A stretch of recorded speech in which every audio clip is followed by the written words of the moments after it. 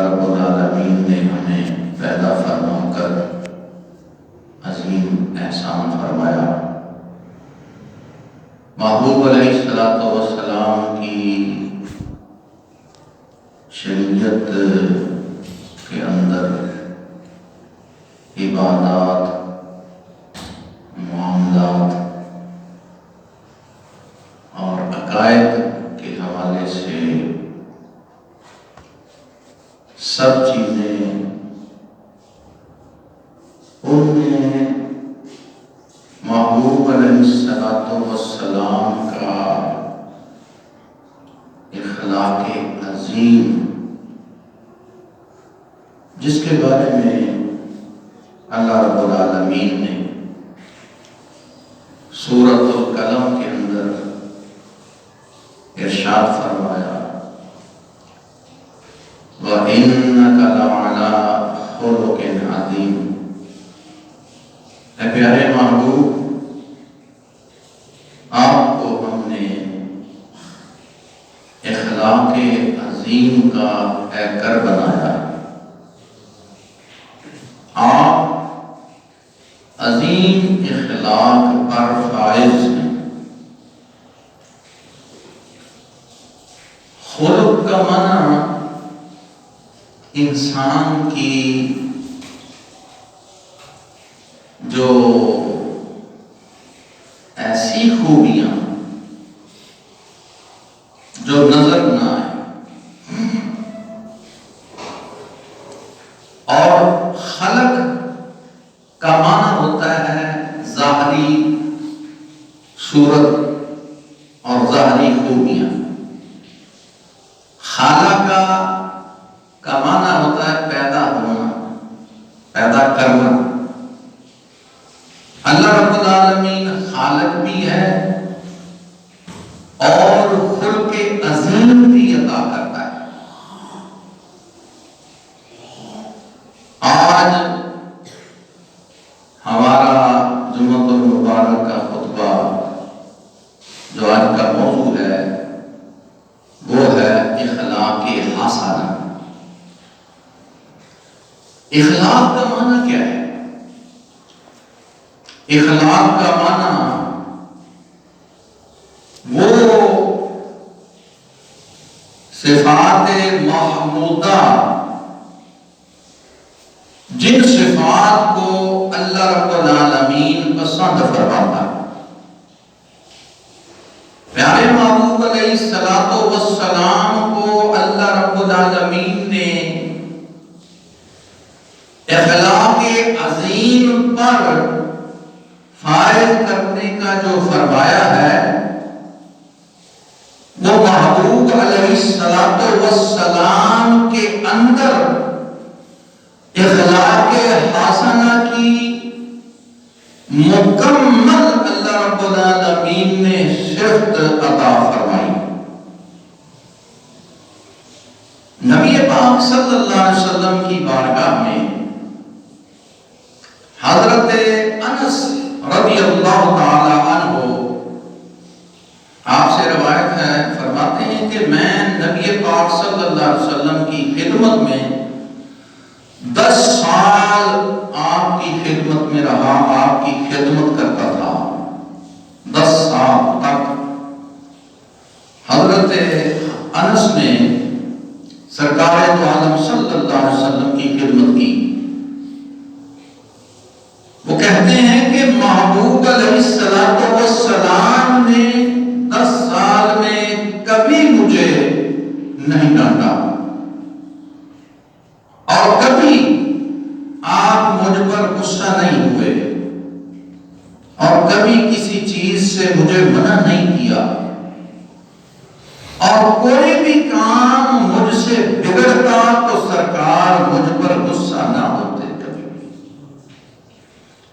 اگر سرکار کے گھر والوں میں سے کوئی غصہ ہوتا تو سرکار ان کو فرماتے کہ جو چیز یا جو کام مقدر ہو چکا ہے اس کے بارے میں بحث کرنے کی کیا ضرورت ہے، اس کی وجہ سے ان کو ملامت کرنے کی کیا ضرورت ہے۔ نقصان ہوتا ہے وہ اللہ رب العالمین کی طرف سے کوئی خاص حکمت کی وجہ سے وہ نقصان ہوتا ہے، کوئی حکمت ہوتی ہے۔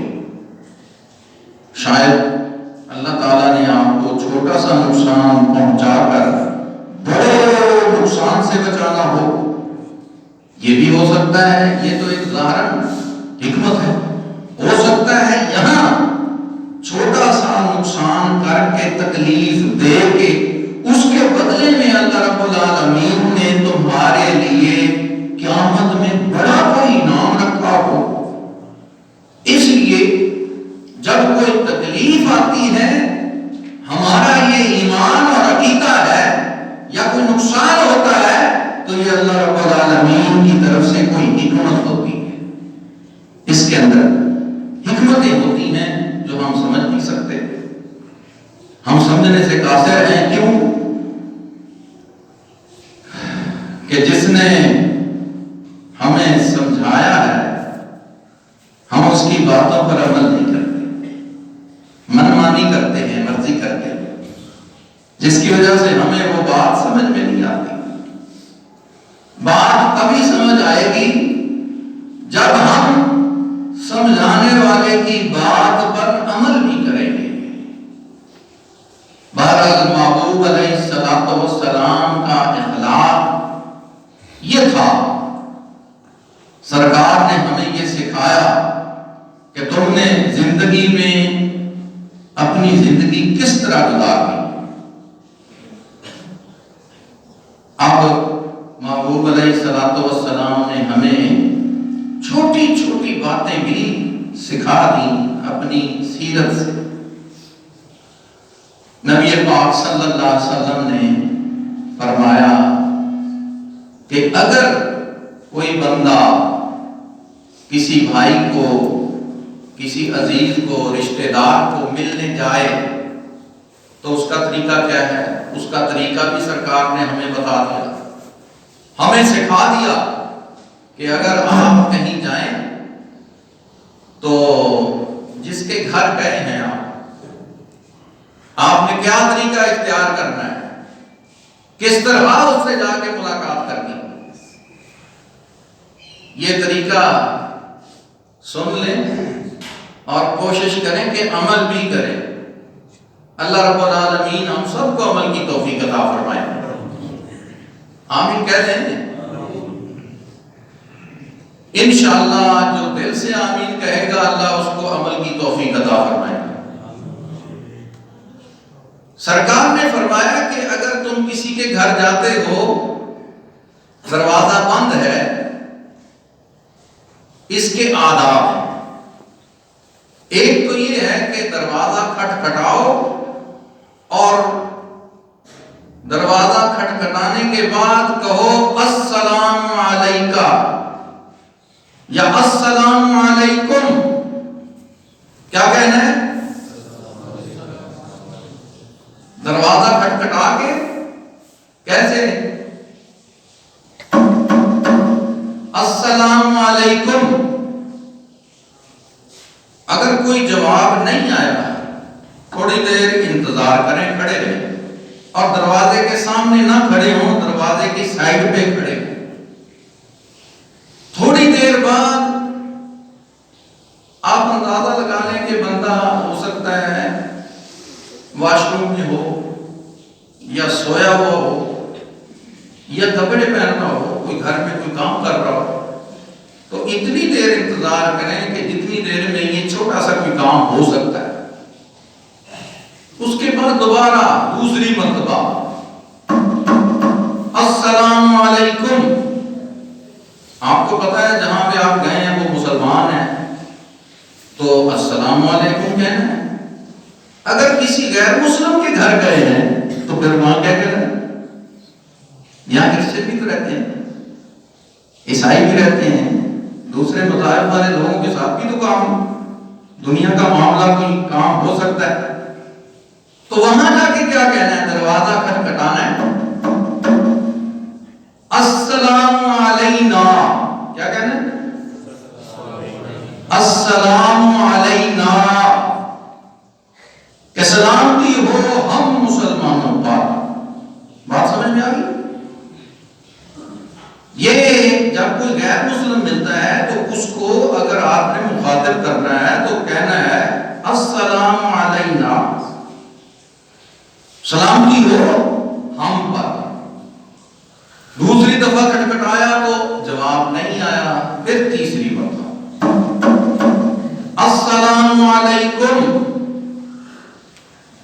اگر تو جواب آ جائے تو سبحان اللہ، اگر جواب نہ آئے تھوڑی دیر انتظار کر کے واپس چلے جائیں، چوتھی مرتبہ نہ کھڑکائیں، چوتھی مرتبہ نہ کھٹکھٹائیں۔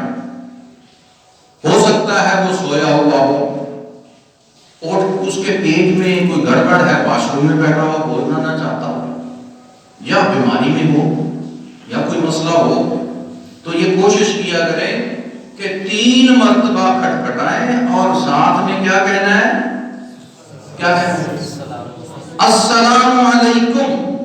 اگر کوئی آواز آئے گھر سے، کوئی بی بی کی یا آدمی کی، جی کون، تو پھر وہاں اپنا نام بتائیں کہ جی میں فلاں ہوں اور میں فلاں سے ملنے آیا ہوں، یا فلاں کام ہے یا کوئی چیز ان کو دینی ہے تو میں یہ چیز لایا ہوں آپ کی، یہ دے دیں۔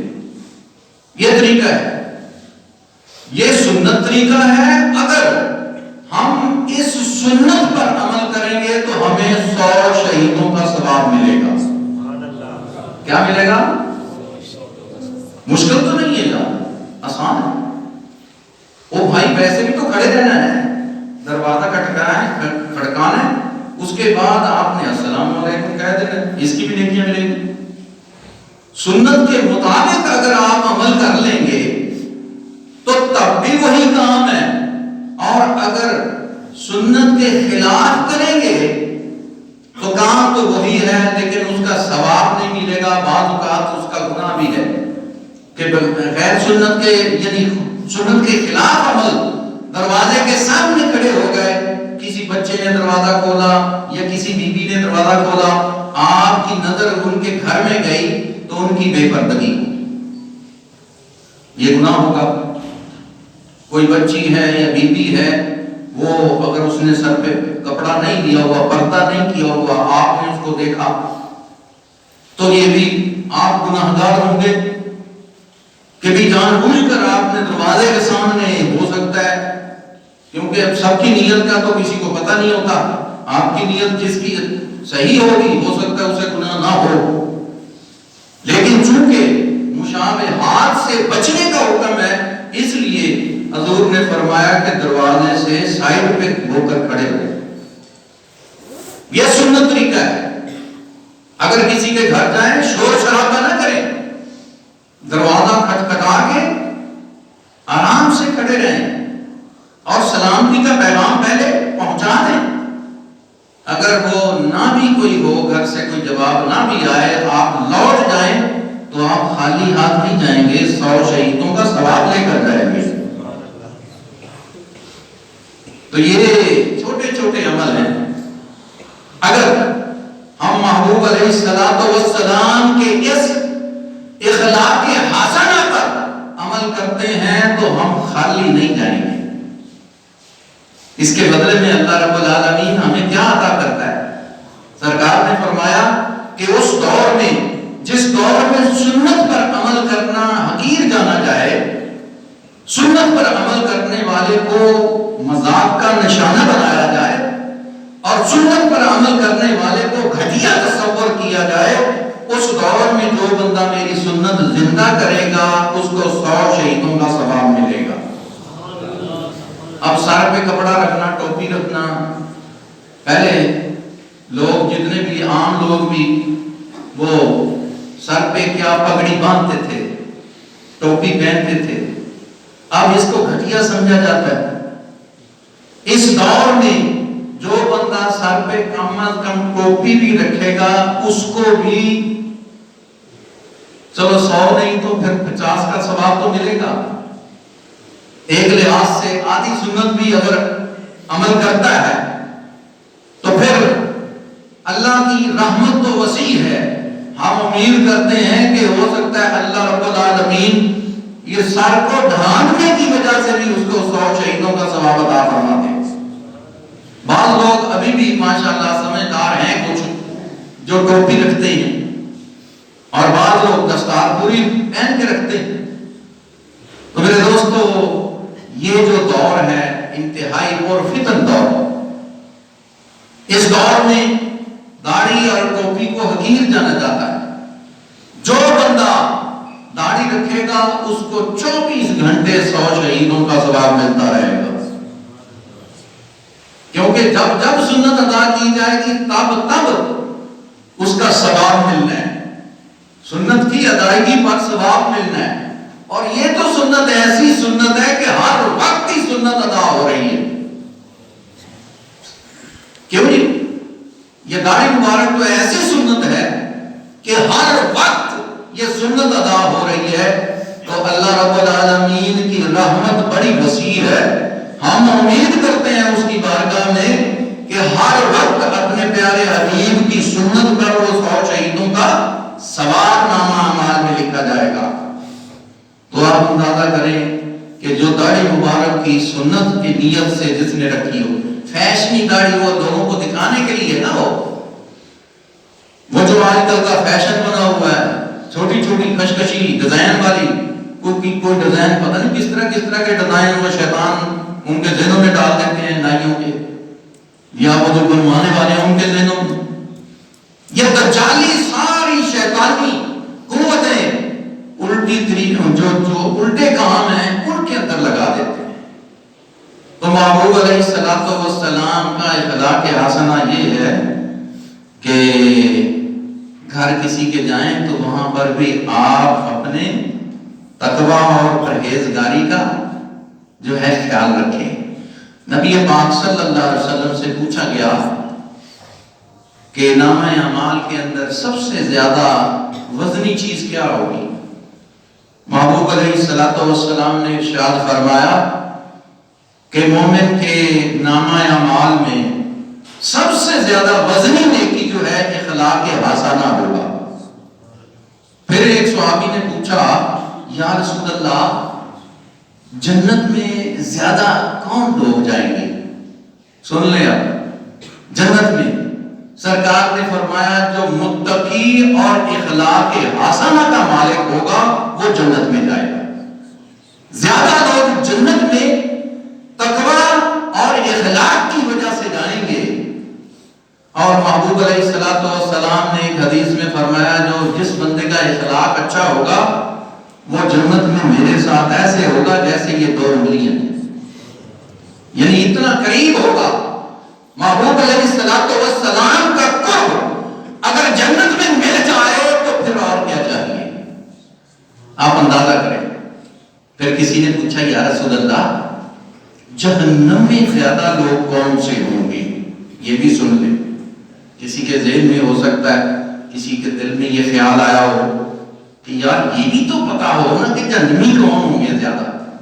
محبوب علیہ السلام نے ارشاد فرمایا، جو منہ کے اندر حرام کا لقمہ ڈالتا ہے، حرام کھاتا ہے اور اپنی شرمگاہ کو حرام استعمال کرتا ہے، یہ 2 برائیوں کی وجہ سے زیادہ لوگ جہنم میں جائیں گے۔ بات سمجھ میں آئی کہ نہیں آئی؟ آنی چاہیے تھی سارے دن ہر شاید اللہ پاک نے سب نو سمجھ عطا کی تھی۔ کھانا حرام کا کھاتا ہو، منہ سے حرام بولتا ہو، کہ منہ کے اندر اگر حرام چیز جاتی ہے، یہ گالی دینا اور یہ مسلمانوں کو کافر کہنا، کسی مسلمان کو مشرک کہنا، کسی مسلمان کو بلا وجہ بدعتی کہنا، اور کسی مسلمان کو چور کہنا حالانکہ وہ چور نہ ہو، یعنی زبان سے، منہ سے جو دوسرے مسلمانوں کو تکلیف دیتا ہے، یعنی حرام عمل کرتا ہے اور اپنی شرمگاہ کو حرام پہ استعمال کرتا ہے، تو یہ دونوں برائیاں ایسی ہیں جس کی وجہ سے لوگ زیادہ جہنم میں جائیں گے۔ اللہ رب العالمین اپنے پیارے حبیب کریم علیہ السلام کی اسوہ حسنہ پر ہمیں عمل کی توفیق عطا فرمائے۔ وما علیہ الا البلاغ۔